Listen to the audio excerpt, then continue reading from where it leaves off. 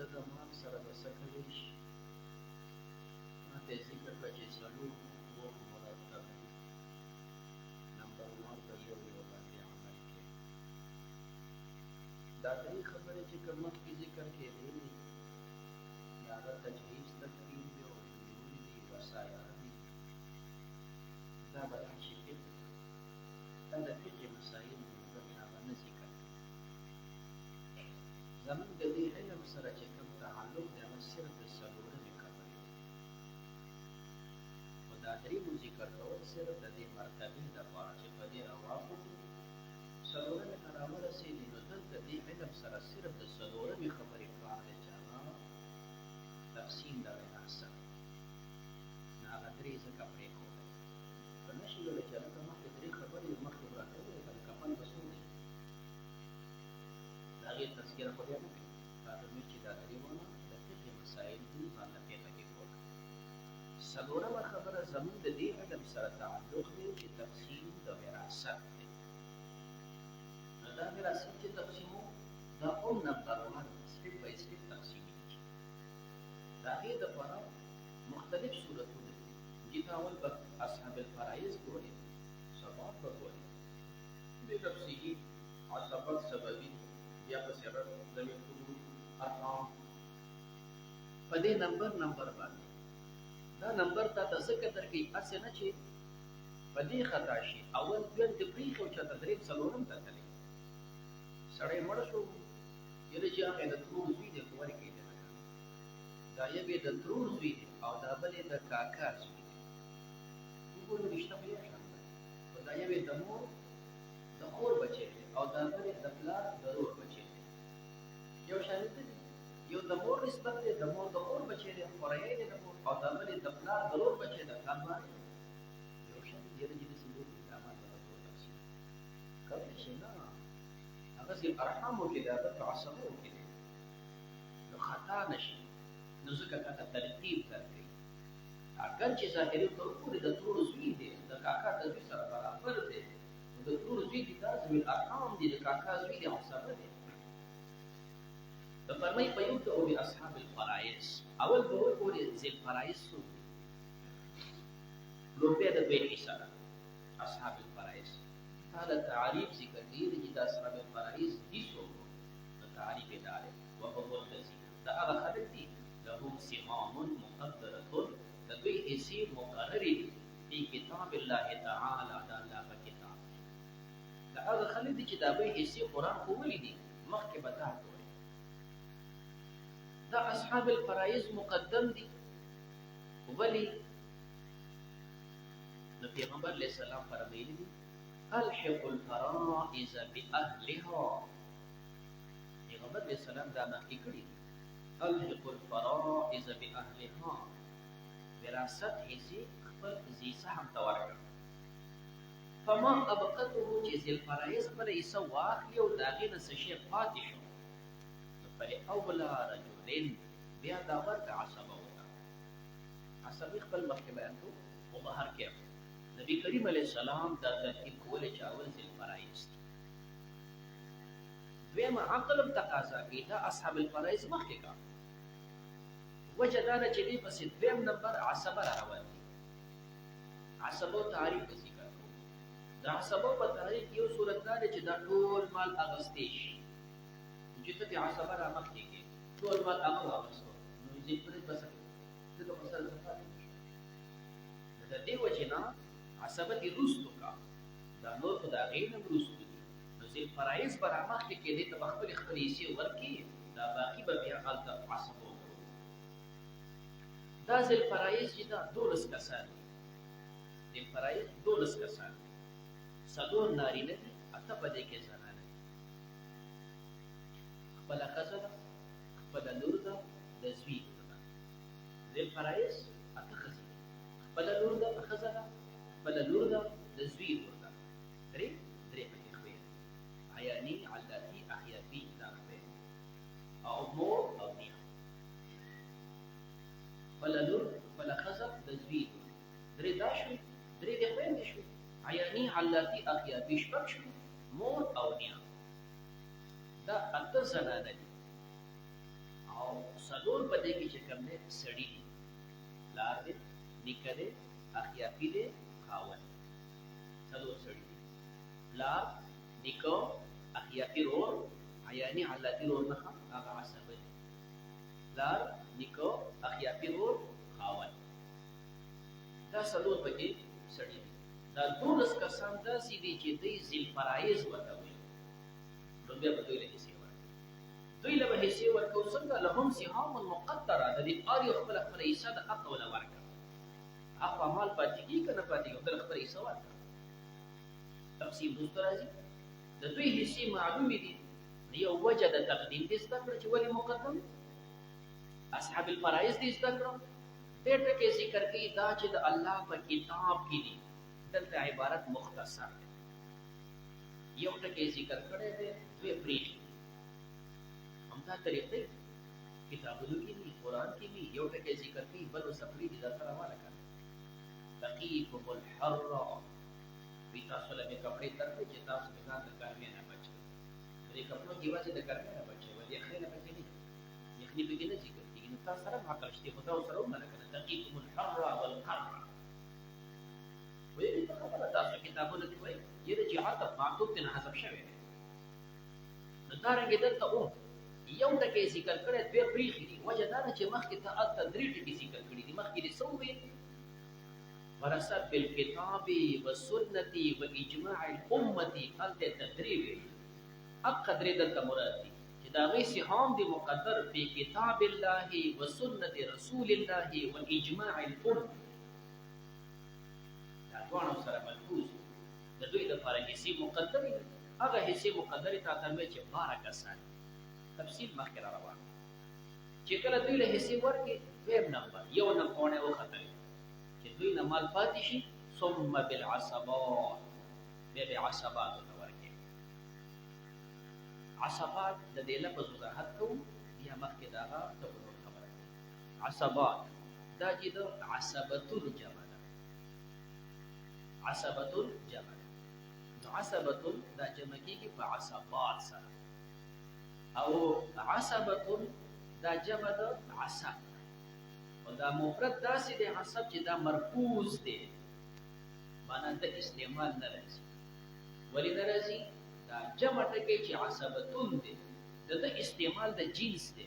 مفرد هم استعمالېږي، جمع هم استعمالېږي. چې هر کله استعمال د جنس نو مفرد خلق نه وکړي. نو عصبات جمع د عصبتون ده. عصبتون د عصبي جمع، خو دا مفرد مرکوز دی. نو یا عصبات دا جمع الجمع ده. دا د ټکي وضاحت. اوس عصبه دا چې کوم دی ویلی شي لغت لحاظ باندې کلک سیز ده. کوم ته چې موږ پله وایو، دا پله داسې سیز دی چې دا نه غوښه ده او نه هډوکی دی. که کلکوالی وګورئ، دا په شان د هډوکي دی.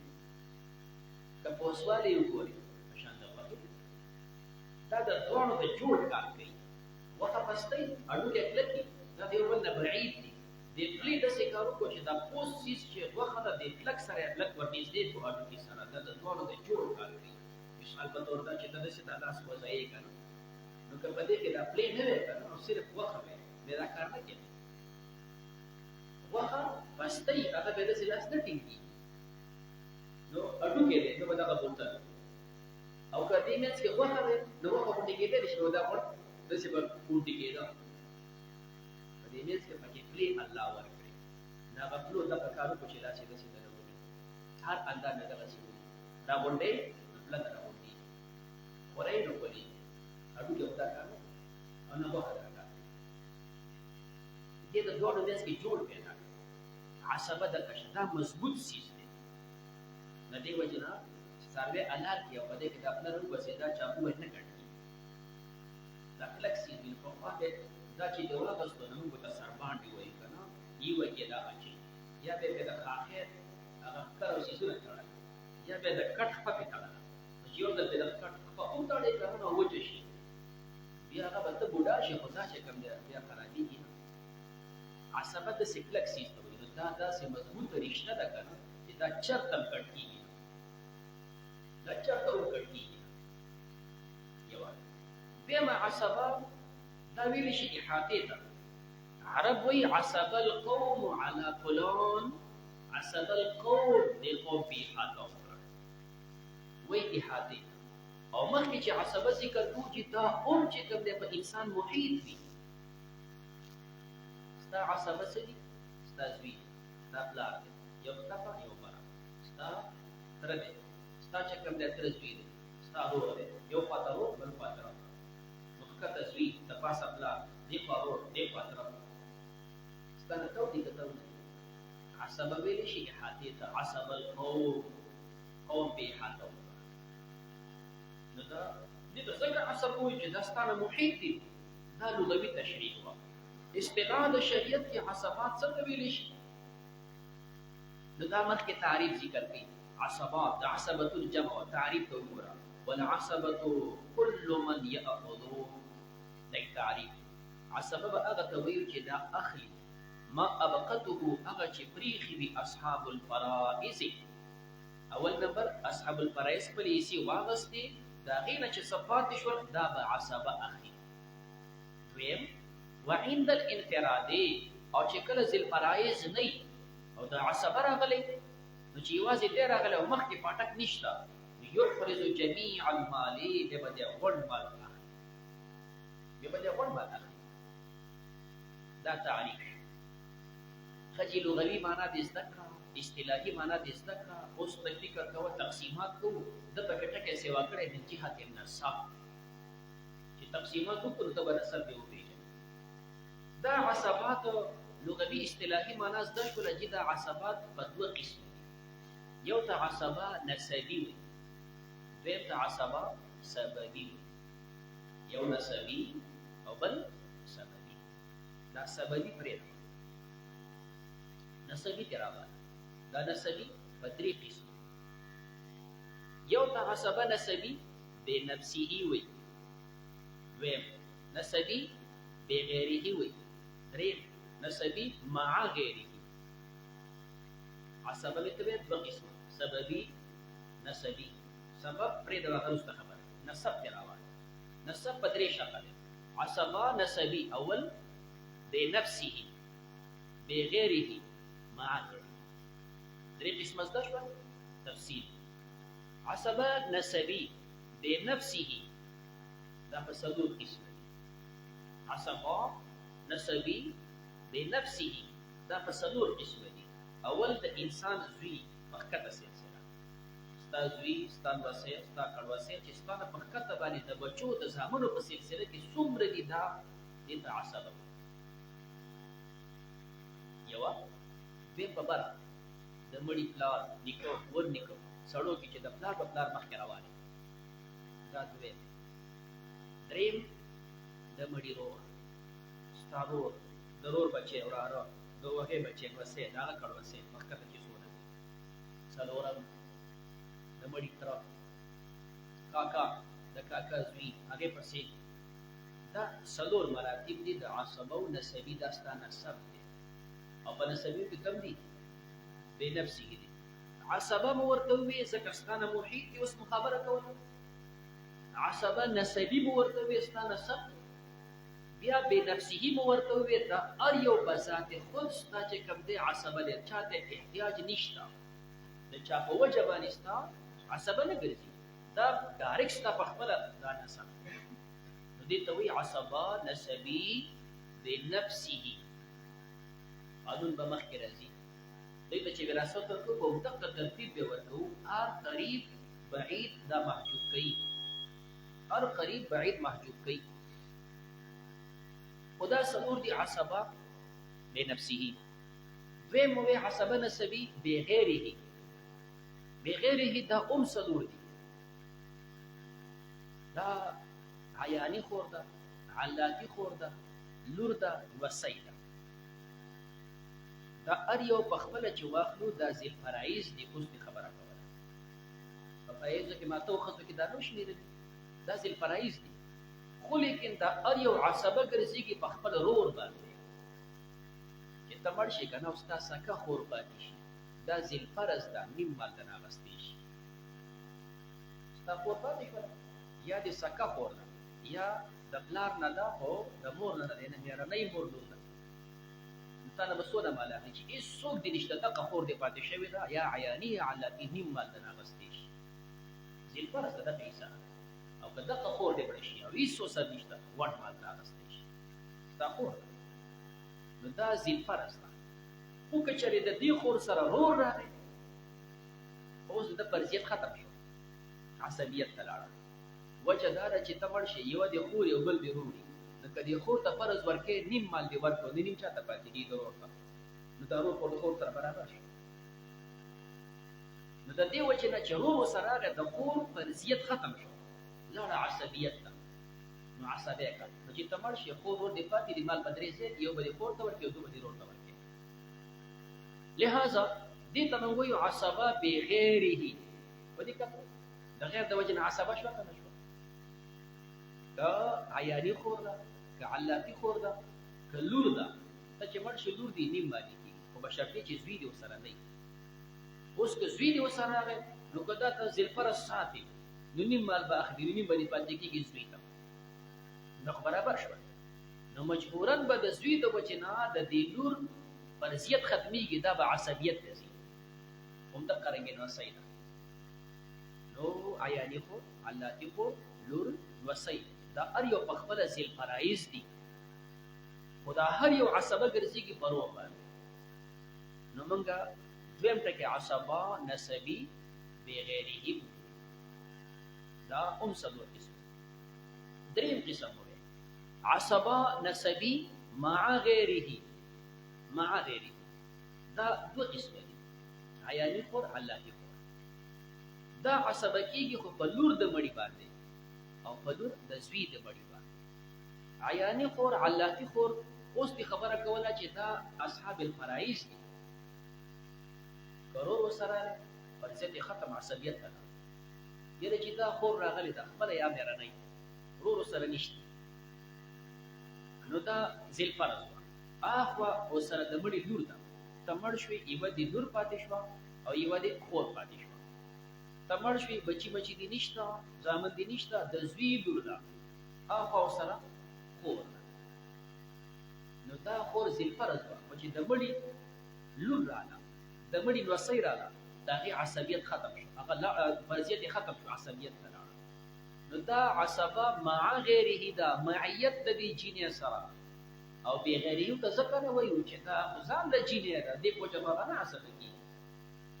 نو مع غیره ورته وایو نو چې مړ شولې لور دې وه د لور د پلار په مال کې چې نور ورسره نیم مال کېږي دا نیم به دې لور ته ورکړي خور ته نه ورکوي مخکې به لور ته خپل فرضیت ورکړي لور مخکې ده اوس نیم مال پاتې شو چا لی ورکړو چې بل څوک نشته اخوا خور نو دله ورکوي په عصبیت باندې باقي مال نیم مال ورکړه فرضیت یې ختم شوی نوسۍ دې پاتې وه نیم مال به ورکړي دې نوسۍ ته ځکه دا قیم مقام د لوري چې کله لور او زامن نه وي ده ورکړه باقي پاتې شو هغه ورکړي هلته عصبیت دا خو ټیک شوه اوس داسې صورت بیان کړه چې د هغه فرضیت ستا د ذهن نه وځي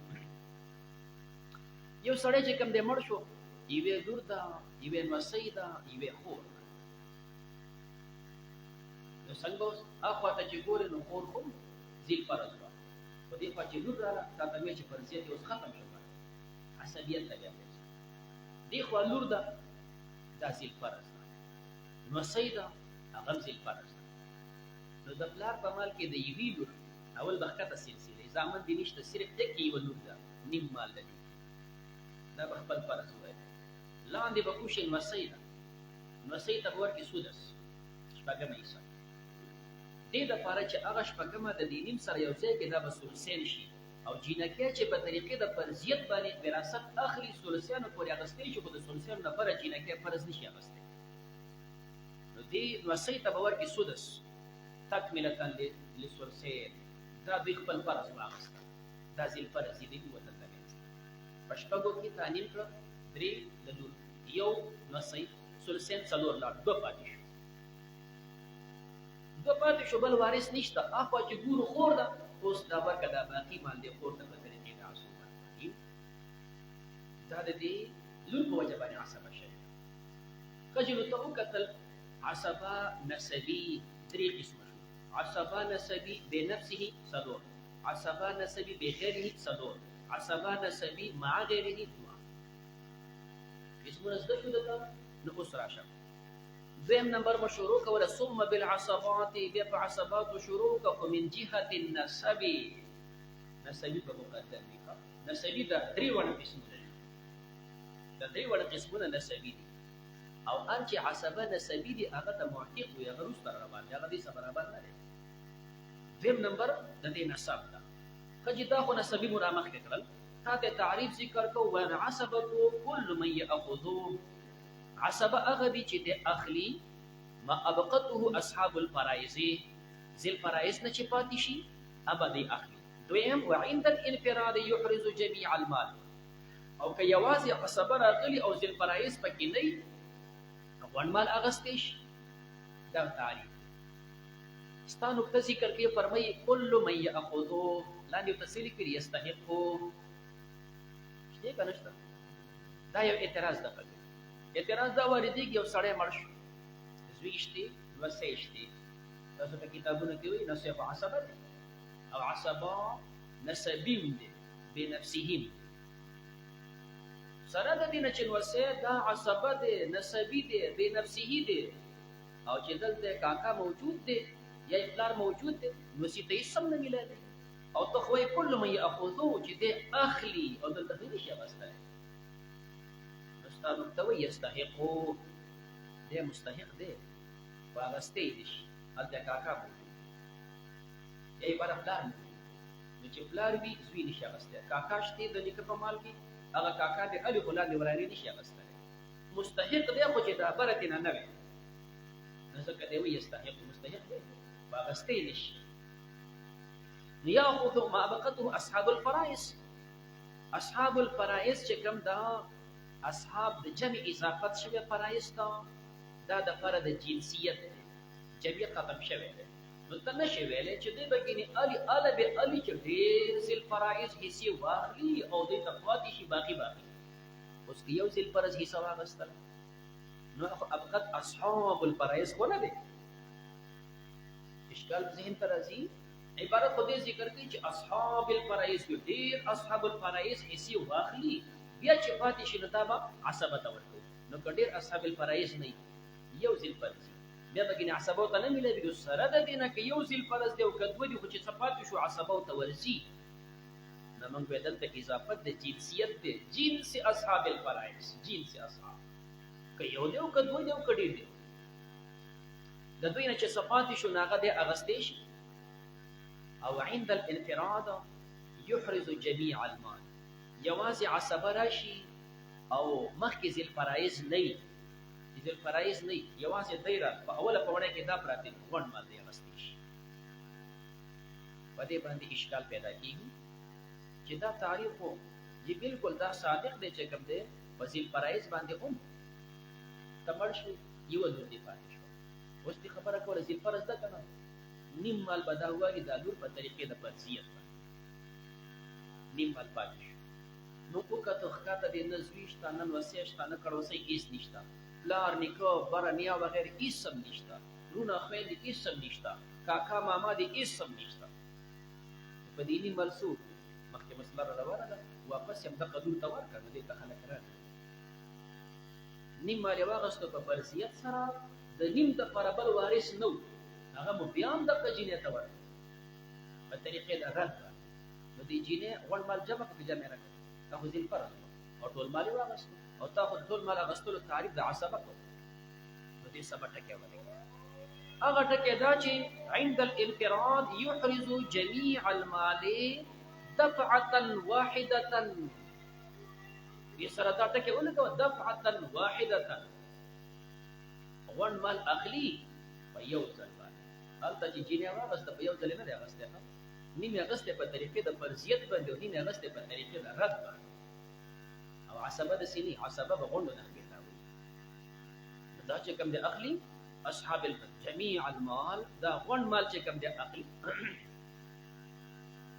نو دا غونډ چې کوم دی اغېستی شي په دفعة واحدة باندې.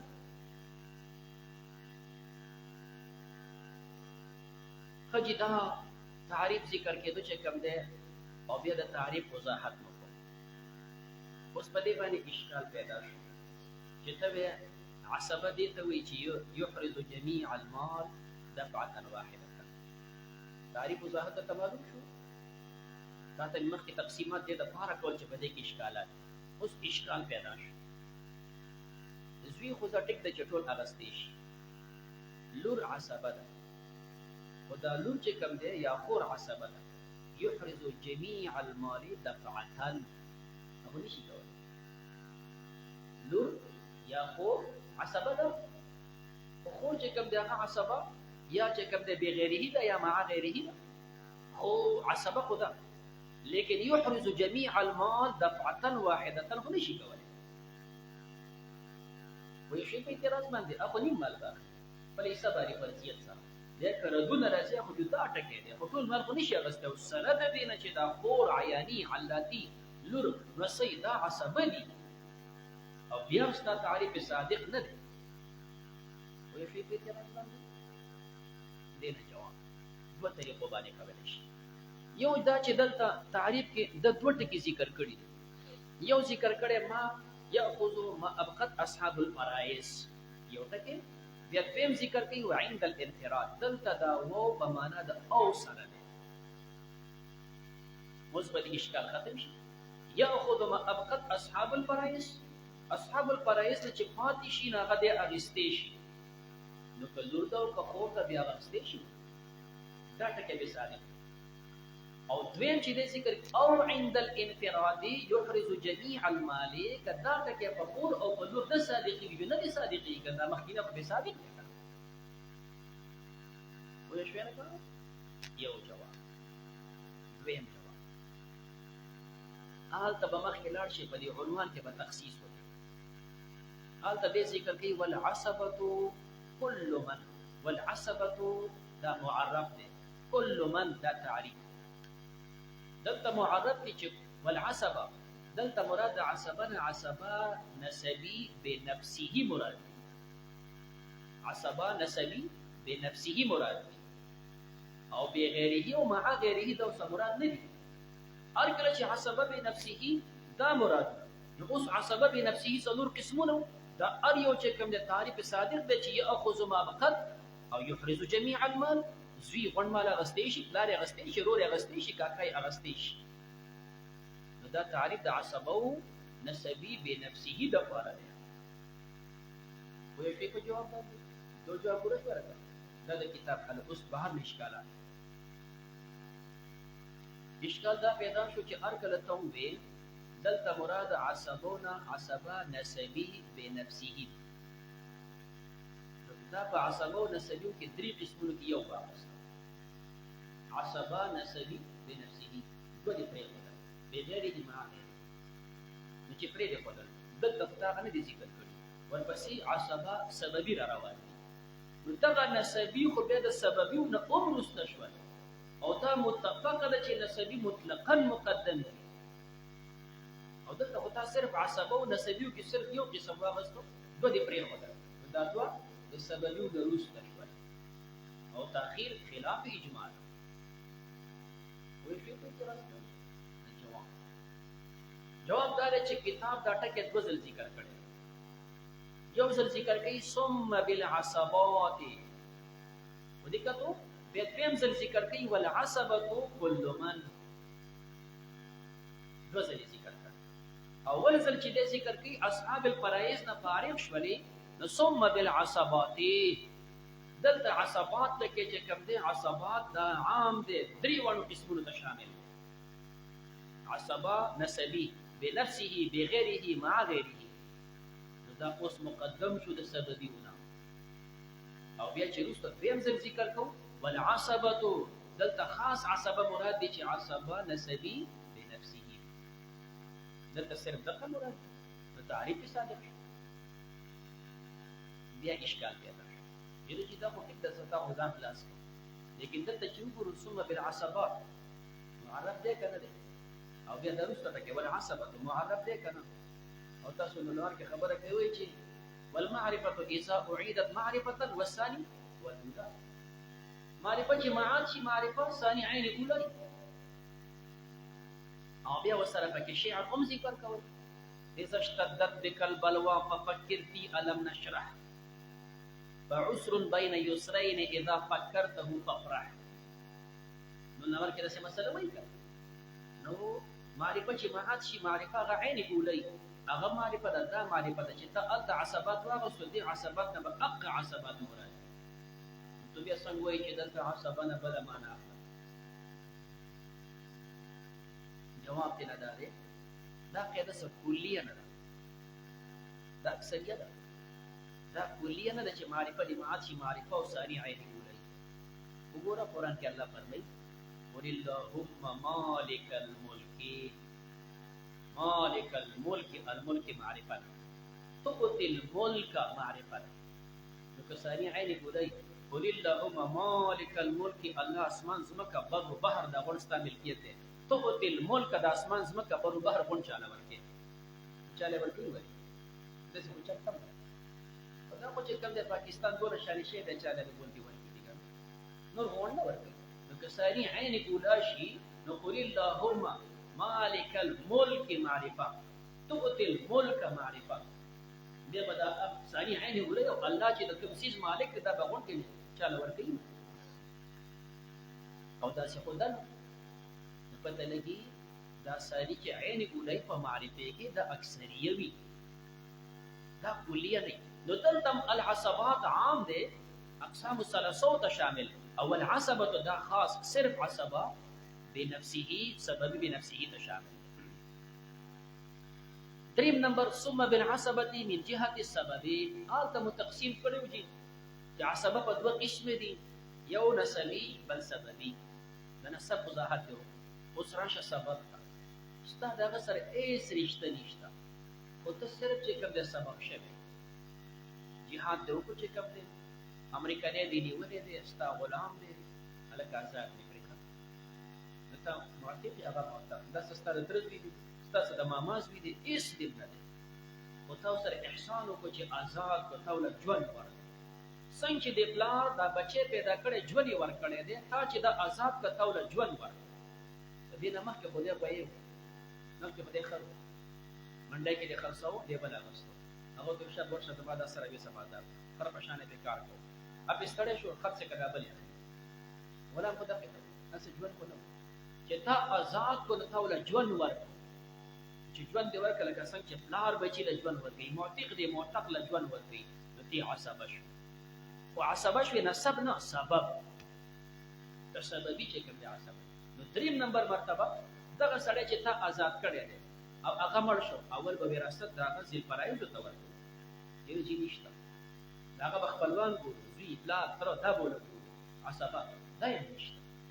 چې نشته نو دریم نمبر به راشو چا آزاد کړی، معتق ته به راشي. که معتق وجو ټیک ده، معتق یې مړ دی، نو چې معتق یې مړ دی اوس به د معتق نسب د دې چې کوم دی عصبو ته ورکړو. معتق مخکې مړ دی، معتق اوس مړ شو، هغه څوک شته نه، ذیالفرایض یې نشته، عصبې نشته، مالدار دی معتق ته، معتق هم مړ دی. اوس به د دې عصبو ته ورکړو. د ده به اوس عصبه نسبي مقدمي په عصبه او سببي باندې. د دې معتق زوی به ګورو، نه پلار رور تره دې نسب، که دا نه بیا به د دې معتق سببي ګورو، دا معتق چا آزاد کړی دی، بیا به هغه معتق وایي په خبره. دلته به هم نسب مقدمي په سبب باندې، خو البته فقه کې تاسو مسله وایي چې د معتق کوم مال راځي دې ته ولا وایي، دې ته وراثت نه وایي. دا ولا چې راشي معتق ته نو دې ته ولا وایي، دا وراثت نه دی، دا صرف چلیږي چې کله په اقربیت باندې، نه په وراثت باندې. نو دغه معتق مال دغه معتق ته، معتق مړ دی، نو چې مړ دی موږ یې د هغه نسب ته ورکوو. سبب وروسته دی، نسب کې اول زوی دی، نو زوی ته ورکوو غلور نه، د وراثت یې غلور هم اخیسته، زوی بې الې غلور نه، بچي نشته نو وسي ته ورکوو، خو لمسی نه. یره چې دی نشته بره پلار، نو پلار یې الې مور نه، نیکي اخلي خو نیا نه، دا ولا ده. ولا معنا دا ده چې په کوم باندې دته قوت میلاو دی، هغه قوت په پلار دی، خو بچي دی په لور او په مور باندې نه، د هغه نه نورور خو خور یې نشي اخیستی. تر او تر زوی او تر لوري نشي اغستل. او چې کله د دې معتق دا نسبیان نه دی بوله سبب ګوري چې دا چا آزاد کړي يمكن الله خبره نو دی فرمایي چې کوم د دریم نمبر عصبه دی به چې کوم د العصبه من جهه السبب دا عصبه من جهه السبب څه دی وهو مولا العتاقه دي دا مولا د عتاقت دی چې چا عتق کړي دي څلورم نمبر ثم عصبه به دغه عصبه دي على الترتيب ترتیب دی اوس وتا ته می حل کوو چې د معتق نسبیان دي به سببیان بیا د دې پسې څلورم ثم الرد على ذوي الفروض النسبيه بیا برد کوي شي په ذوي الفروض باندې ذوي الفروض دا په دوه قسم دي یو نسب دی اوس دی وی به سبب دی د دې بولا بولا کېدو مردان کې رشتہ وکړه دا خزه خاوند دا خزه خپلې صدا ذل پرست ده د خاوند خپلې صدا ذل پرست ده او دې په منځ کې څه تر بچي ایسم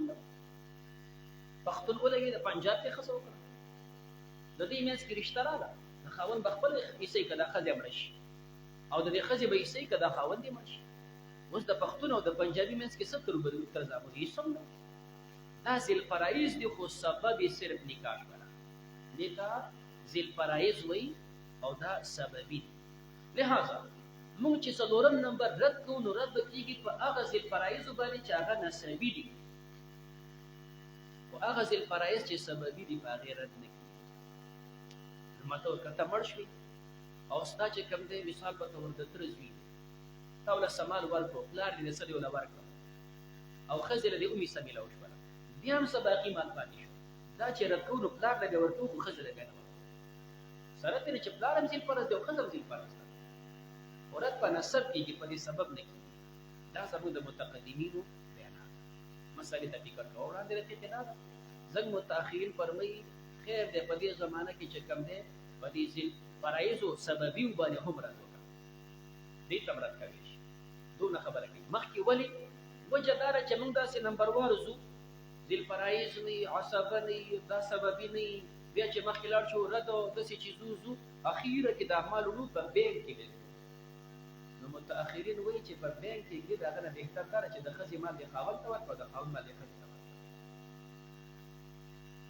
هغوی رد نو متأخرینو قول به رد وکړو خو ګوره دلته رد نه وایي هغوی رد هغه اخري مرتبه کې وایي اول چې مثال په طور ذل فرایض دي بیا چې کوم دی عصبه دي نسب یا سبب بیا به راشي رد ته دا رد به صرف په ذل فرایضو نسبیو باندې وکړي که دا هم نشته دی به دې بل ته راکوشي دی به دې بل ته راکوشي که داسې رواني اخر ته چې ورسېږي څوک شته نو دغه خاوند دې پاتې دی او چې بینک دی او دې خاوند دی پوهېږي په خبره هغه ځای کې رد وي دلته نه وي ښه ثم رد على ذي الفروض النسبيه بقدر حقوقهم چې څنګه د هغوی حقوق دي نه بقدر رؤوسهم یو قدر حقوق وي یو قدر رؤوس وي مثال په طور ستا لور چې کوم دی او ستا زوی خو عصبه دي داسې کسان چې هغه ذل فرایض وي یو دی چې کوم دی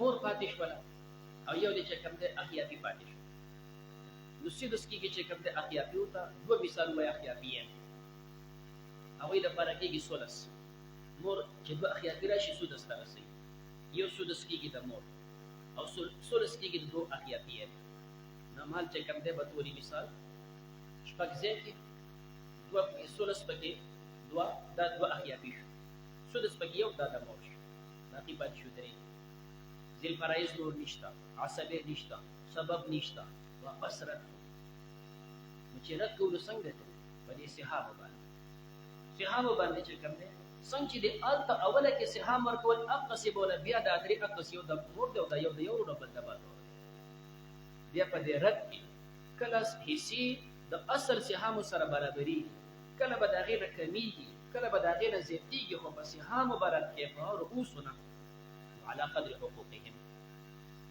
څلورم شو پنځم چې کوم دی ثم ذوي الارحام بیا ذوي الارحام دي ذوي الارحام دا څلور انواع د کتاب اخیره کې را روان احناف قایل دي چې دوی وراثت شته نور حضرات په قایل نه دي احناف پرې قول کوي او شپږم نمبر ثم مولا الموالات بیا مولا د موالات دي مولا د موالات دي ته وي چې یو سړی راغی مجهول النسب د کوم ځای یعنې چې ما ته خو پته نشته هېڅوک مې نشته زه به ستا رور یم که چا وهلم په سر به مې ودرېږي ښه بدل به مې اخلي او زه به خپله مزدوري کوم چې زما مال پات شي ستا دې ته مولا الموالات وایي نو ته یې شوې خو دا کورنی سړی ستا نه کېږي هغه به خپل نسبوي دا چې کوم دی راغلی هېڅوک دې نشته د باجوړ ګله دلته راغلی چې کوم دی یاره مولوي صاحب زما هېڅوک نشته به ستا رور شو ګوره که چا والمه نو په سر به مې ولاړ یم ستا رور یم او که بالفرض مړ شم زما مال به ستا